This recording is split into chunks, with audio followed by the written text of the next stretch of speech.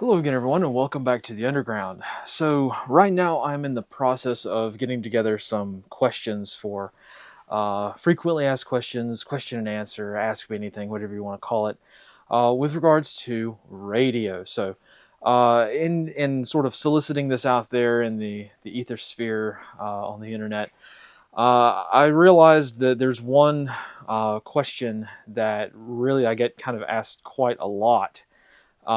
People ask it in very indirect ways, and I have to answer it a little bit separately from the dedicated question and answer video. So hopefully these videos will come out right around the same time as one another. So if you have not seen what the Q&A video is going to be, I haven't recorded it yet. I'm recording this one first, just so everyone's aware, because I think this is a very important question. And the question that I get asked all of the time, both directly and indirectly, is how do I prioritize radio? How do I decide how much money to budget for comms? How much money should I spend on our radio? How much time should I invest in this thing that we call radio, right? How much should I dedicate in terms of money, time, resources, knowledge, all that stuff into the field of communications? How does radio fit into everything else that we have to prepare for, right? And I think this is a good question because we are pulled in many different directions, aren't we? We have all different kinds of communities, all trying to say that their subject matter is the best or the most important, or so on and so forth, right? You've got the medical community who says that, prepping, with medicine and preparing with medical supplies is the most important thing. You've got the general preppers who say food, water, shelter, that's the most important thing. You've got, of course, the entire gun community, right? Which, despite, I appreciate the fact that some people are coming out and saying, maybe the answer to our problems does not lie with firearms exclusively, right? Despite some people coming out and saying that, there's just still kind of this overwhelming tidal wave of information when it comes to guns. And if you were to go by the internet and the internet's advice, you would think that owning a firearm is the most important thing a human being can do, and that's not really the case in my opinion. However, when we come to radio, we get the kind of same thing, don't we? We go and we kind of get the idea from a lot of radio guys that, hey, comms, radio is the most important thing. And it's not true. All of this is a balance. So the question is, how much of a balance? Like, how much do we prioritize this? What do we do when we're trying to factor in radio to some of the other financial things that we're doing? Because as we all know, radio stuff's not cheap. So if we're trying to save and prepare and do the best that we can, how does radio factor in, and how do I decide that for myself? As one might imagine, you really do have to kind of figure this out yourself. However, I can help by providing my thoughts in terms of, well, I can't tell you what's most important for you, but I can tell you for me and for some of the others out there, which situations might I want to increase the priority that I give to radio. So really, this is just an exercise in risk management, is it not? The risk management matrix process. I have a whole separate video on that if you want to go check that out. It's not really assessing like risk in terms of like a threat to you or anything, but it's the same process. Like, what's the severity of something that could go wrong, and what's the likelihood of that happening? If something is very severely bad, and if it were to happen, that would be very, very horrible, and it's likely to happen, well, maybe I should prioritize preparing for that scenario over something else. The same idea applies to radio, even though we may not see it. But there are a few situations and circumstances that I would recommend placing a higher priority on communications if you're in a few situations. So the very first thing that I would encourage you to think about is your own personal situation. Mostly in terms of two things: geography and who you want to talk to or who you can talk to. So geographic position is very important in radio because we're limited by physics. We're limited by the radio waves themselves. And if you have just as kind of introducing our two topics right to start with, we are very much limited by physics. So just for simplicity's sake, let's consider two scenarios. Let's consider the person who is living in a very tight-knit community. They've got great neighbors, they've got great family members either living with them or in the immediate area, and that's their communications situation. They already have a good community infrastructure. Okay, so that's scenario one. Scenario two is someone who maybe lives in a studio apartment. They're a student or they're finishing up a degree or something like that. They're living and working by themselves maybe, and that's kind of their situation. They don't have anyone in their close immediate environment. They maybe have a roommate, maybe have one or two coworkers that maybe they could call upon for maybe a limited emergency, but this, maybe they don't have a super great number of people around them that they might be interested in beefing up their communications with. So as you might imagine, these two scenarios are going to be very important as we go through this. So again, geography, right? If you're in the scenario one and you're living very close to all the people you need to talk to, well, you're lucky because it's going to be a lot easier and you're going to have a lot more options. Whereas if you're kind of a lone ranger out there by yourself or with a very small group of people who is interested in talking with people much further away, but not so much close together, well, you're in a whole different boat entirely. So geography, the physical terrain in which you're located, matters a lot. Sort of linked to this are the people that you might want to talk to. So again, this is very closely related to geography, but not quite. There's a more of a social component to this, which is, okay, if you've got a lot of people in your very close, tight-knit community around you, you're going to have a little bit of an easier time trying to find technology solutions that work for that, because the kinds of communications you're going to need are probably going to be like small unit stuff, right? You're gonna get into that tactical stuff with radio, right? Where you plug in your $500 or $600 headset that's on your helmet into a radio, and you get to go with that kind of stuff, right? Because you have that small unit, that community mentality. Well, the other scenario is quite different, isn't it? The lone person or person with a very small group it's not really like a small unit, right? Maybe one person and a couple of other family members. They're not going to be plugging a $600 headset into something to go kick in doors, right? Their whole situation, their whole communications needs are different. So you might find that for the person in the tight-knit community that's geographically close together, they have one kind of pathway, or they have many pathways, but one major pathway.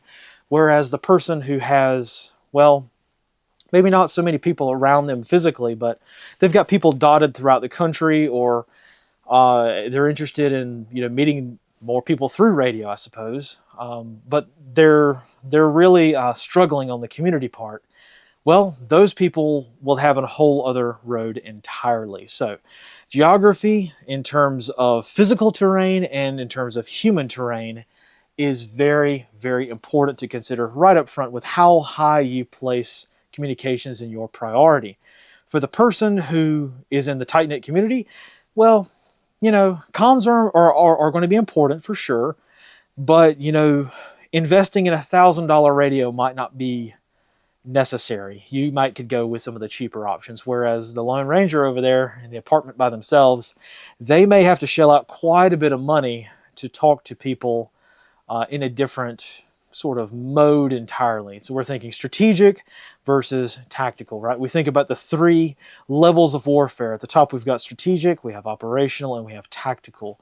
That's not just something that we came up with. There's reasons for this, and we have to realize that if you have a lot of distance between people and you have very little people involved in between, you're going to be more at the strategic level. Whereas if you're gonna find yourself talking into a handheld radio a lot of the time, just using your voice to talk to your team, well, you're obviously going to be in more of a tactical level environment, right?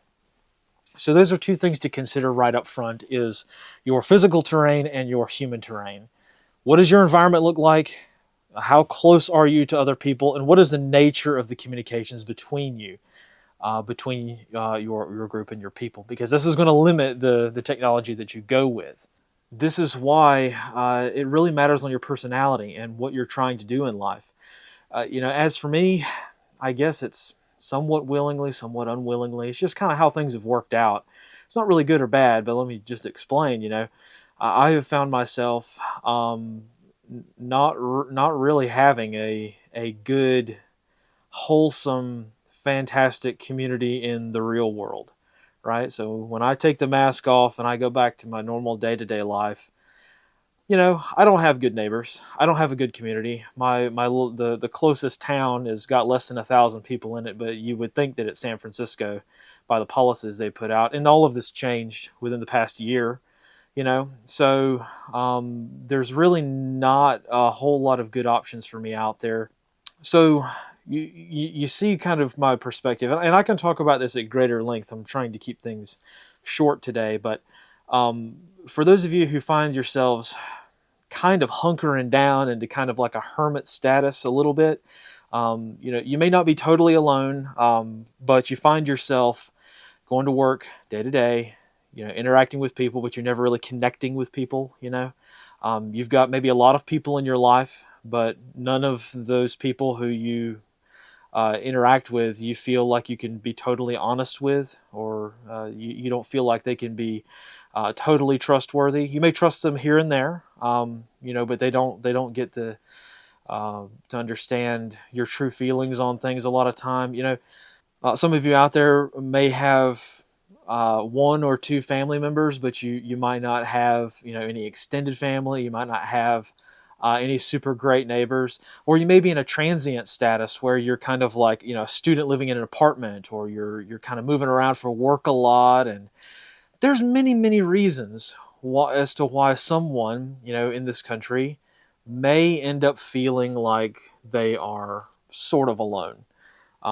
And no one is truly ever alone, to be honest. But a lot of people certainly feel that way. And when it comes to the people on the earth here, this magic rock going around the sun, a lot of people end up trying to engage in systems and trying to engage in a world where they feel like their efforts are solitary.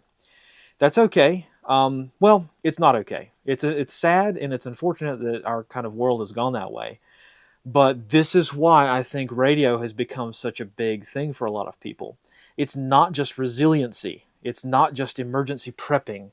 It's people trying to engage in networks and systems and things like that, that don't have anyone else to kind of bounce ideas off. They're trying to network and grow and things like that, and they just don't get that from either social media or in the real world. So radio is a good way to kind of branch that across. And I say all of this because I get these messages. So I get a lot of emails from people saying, hey, thank you for doing this, because I am really kind of by myself here, and I feel like everything is built around the community and society, and I'm just not able to do that right now at this point in my life.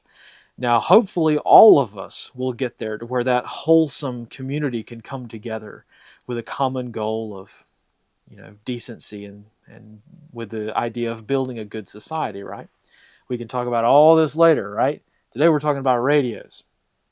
And when it comes to radios, if you are one of those people who finds yourself kind of feeling like you don't really have a good local community, well, you can hop on HF radio and maybe try to figure out some methods of exchanging information with people that are in the real world, but were brought together using the internet as a tool to get off of the internet, if you know what I mean. Social media, I think, I don't think it was developed for this in mind, but it would have been great. Would it not have been great if Facebook actually was developed to help people grow and come together, instead of just being basically a spy platform? Well, radio can still kind of fill that gap. So if you're one of those people who's kind of by yourself, you don't really seem to, um, have any options for growing your community in your local area, fear not. Things will not always be this way. And radio may be one of those investments that you lean on a little bit more.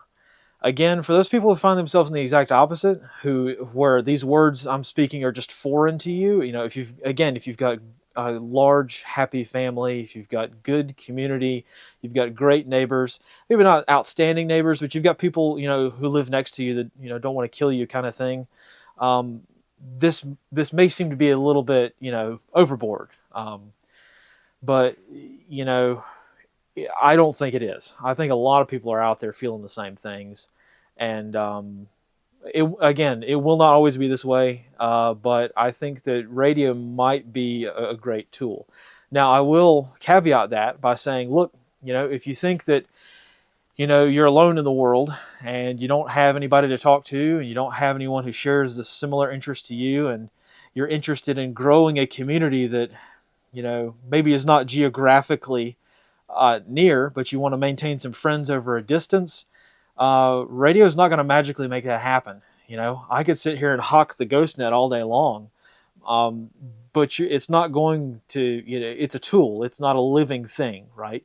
You can't go to it and ask, please, give me a nice squad-sized element of friends who I can call on in an emergency. That's not going to happen, right? But the possibility for this in the future might be good. If nothing else, it's worth a try, right?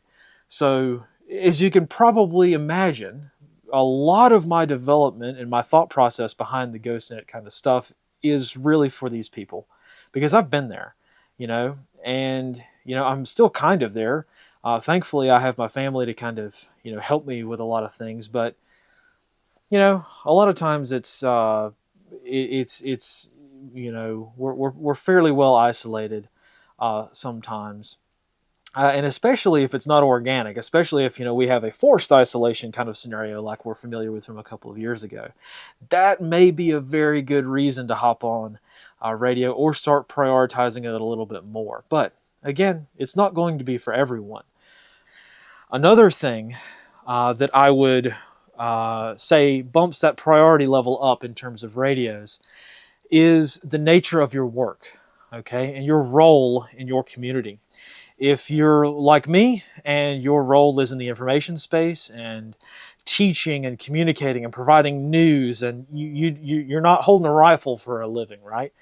You're doing stuff kind of like what I do. Well, radio is going to be up there in terms of importance. I've said it before and I'll say it again. If your job is to provide information, you need to be able to do that in different situations, because if you have information but you cannot send it to the people that need it in a timely manner when they need it, you are useless, right? And radio is one of the only technologies we have that is a great force multiplier in that regard. So if my job, if my task, if my position was more along the lines of information, things like that, I would definitely invest more in radio. So many people forget this, and they maybe know it like instinctively, but they don't ever say it out loud, and they certainly don't think about it in any depth. But there's a lot of us out there whose jobs, professions, tasks, roles, whatever, is not going to be the cool guy stuff on YouTube. Okay, it's going to be the boring stuff. It's going to be things like logistics, medical stuff, news, information. Even the worst kinds of boring jobs, paper pushers kind of stuff, right? Well, some of us that's what we do, right? So for those people, it might be a little bit higher priority for investing in radio stuff, or investing the time, the mentality, the budget into figuring out comms a little bit more.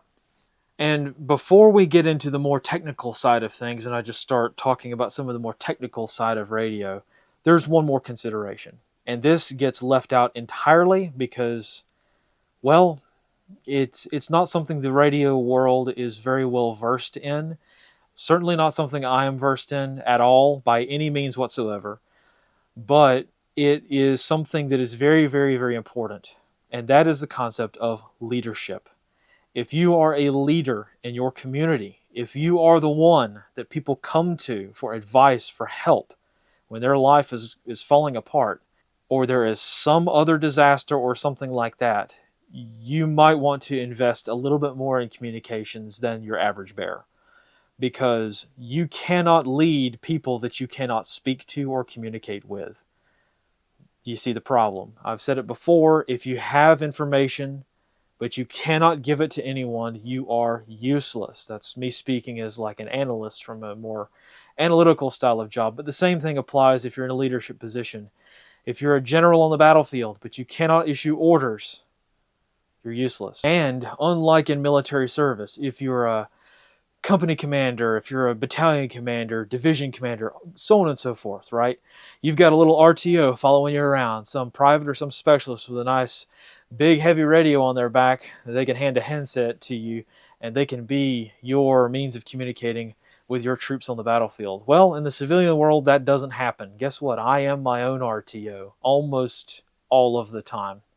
So this is something to consider, and something that I certainly wish that those who are in positions in the prepared citizen space or just in normal civilian life, if you are trying to make a difference in the world using your military leadership skills or your other business leadership, any kind of leadership skills you have developed, but you're not investing in getting that information and getting that leadership out during a disaster, guess what?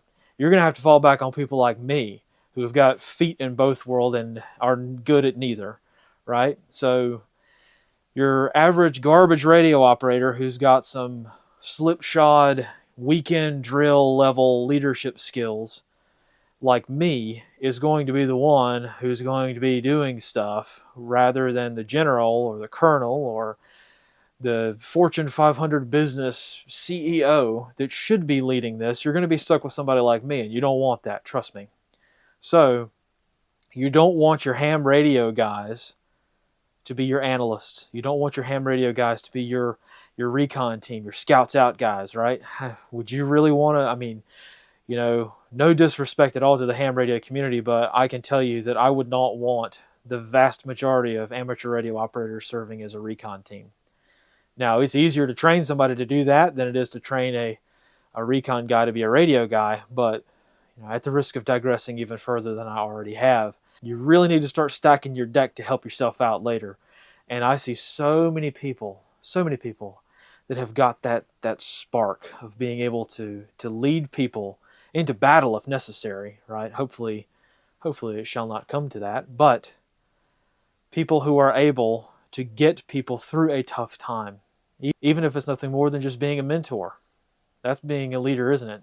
Mentoring someone. So those people who have those skills, who have the ability to do it, or if they don't have the skills and they don't have the ability, but they're in the position anyway, and they have to do it, and they mentor someone because they have to, those people had better be able to do so in a contingent situation, and I can think of no better way to do that than via radio, at least when it comes to ensuring the resiliency of it. Radio is not the easiest thing to learn. I'm not going to say we should move all of our comms to radio. I would not want to do that. I don't think you could, but we always have to have that ability to be there. And before I move on, just to kind of wrap things up with one thought, if you have someone, even just one person in your life who counts on you or will count on you or has counted on you when the chips are down and things are going sideways and it seems like there is no way out of the situation and they call on you, are you going to be able to answer the call? Are you going to be able to have the technical ability to speak to that person or communicate with them in some way? Because I can tell you, just through my own very, very limited brief experience, the ability to answer a phone call or answer a text message at 3 a.m. when someone is having a really bad time, that's very, very powerful Very, very powerful ability to have, not just in terms of disasters, because we get those phone calls all the time, right? Hey, can you come help me? There's a tree down across my driveway, and I can't get up there to cut it down. Or, hey, I just got into an accident. Can you come pick me up, or something like that? The everyday emergencies are a great reason for radio, but the more abstract emergencies are equally, if not more so, important. And I can tell you that the very few people I know would be very, very comforted, and I would be comforted myself if I could, when there's a cell phone outage or the internet's out, things are going crazy, social media is on fire, the world seems like it's ending. If I could fire up a radio and send a "Hey, are you okay?" message to somebody, I would feel better. I'm sure they'd feel better, and I would feel a lot better if someone did the same for me too. So this is bigger than just saying, "Hey, tell me what radio to buy," isn't it? Because you have to decide, how much does that matter to you? How much does the ability to exchange information with another human being, how much does that matter to you? To me, it matters an awful lot. That's why I invest a lot in radio, because I want to be able to be reachable, to be contactable, to be effective, to exchange information, no matter what. We can't always have that guarantee. Radios are fallible, right? They're not perfect. There's no perfect radio. As a matter of fact, in the civilian space, we're dealing with compromise on pretty much every level. Every radio in the civilian space is compromised compared to what we know is technologically possible. So this is something to consider, is, you're dealing with compromise. How much do you value the exchange of information? How much of a leadership role you're in, and how much do you need to talk to someone else? And if you're not in a leadership role, if you're, by yourself, how by yourself are you, right? Are you super by yourself? Or you might want to start investing in HF, high frequency radio, so you can talk to at least one other person around the planet. Or do you have other people, near you that maybe you could go with a cheaper and easier option? So these are some of the things you need to think about when it comes to the more high level thinking when it comes to radio, right? It's not just about, here's the best radio. This is why it's so hard, I think. Maybe it's just I'm not very good at teaching it, but I see other people trying to struggle with it too. And I can see a lot of the other guys talking about radio, a lot of other, YouTube channels talking about radio, and I see what they're trying to do, and it's really, I agree. They're doing the best they can, and it's a very tough topic.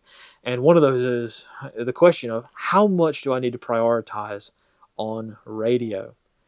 I think you're just going to have to deal with the fact that it's a sliding scale. If you're in a leadership position, I would prioritize it more. That's my opinion. If your livelihood is in the information space, I would prioritize it a little bit more.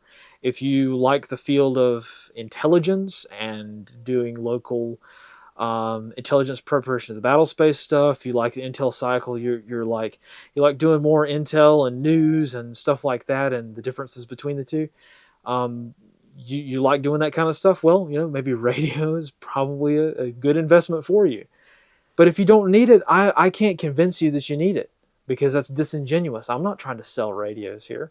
If you live in a great community where, you've got great neighbors, you've got great family, you've got everything you need, locally to you, you might not need more than this. That might be all you need. So hopefully this helps people figure it out. And for all of those people out there who are in more of the camp of the HF radio stuff, fear not, I will have more content on this soon. I just thought that this might be helpful for kind of breaking out of our intellectual fog, so to speak, and talking about some of these differences and some of the considerations you might have, because obviously this is a very big question, and I get it a lot, and I don't have a good answer. And I figured that by turning the camera on and just kind of trying to meander my way towards an answer might be helpful for some of you. So we'll see, though, right? We'll see. And hopefully this sparks a lot more questions that we can kind of get down to the nitty gritty when it comes to the physical technology that actually is very, very helpful. So thank you all for watching. Again, thank you for sticking with me as I kind of meander my way through some of this stuff. I am not the end-all be-all source for radio stuff, as you guys know. I know just enough to get by. So, and for sure, there's a lot to learn left for everyone out there. So hopefully this has been helpful for some of you. If nothing else, hopefully it starts getting some more questions to ask. You know, what's my situation? Who do I have to talk to? If I don't have to talk to anybody, is that really true? Are there people out there that I can talk to? You know, what capabilities do I need? What am I willing to compromise on based on price? You know, all of these things need to be considered before we can start talking about the actual radios themselves. So we will get there, though. We'll get there. But I think the best way to do that is to talk about maybe some of these specific scenarios and come at it from that angle, because it's going to vary quite a lot. So, but more to come on that later. For now, I think I've taken far too much of your time as is, and I will start working on some more concrete things that might help a little bit more than just thought processes, right? So thank you all for watching. Thanks for sticking with me again, and we will see you next time. And as always, fight in the shade.